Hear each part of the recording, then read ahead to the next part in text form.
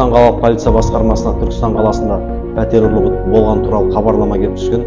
Аталған жайт бойынша Қазақстан Республикасы қылмыстық кодексінің 188 бабы 3 бөлімімен сотқа дейінгі тергеп-тексеру амалдары басталған.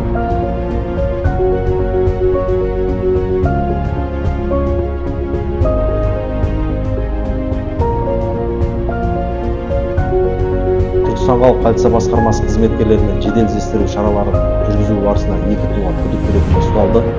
Қазіргі таңда қылмыстық іс бойынша айғақ алынды.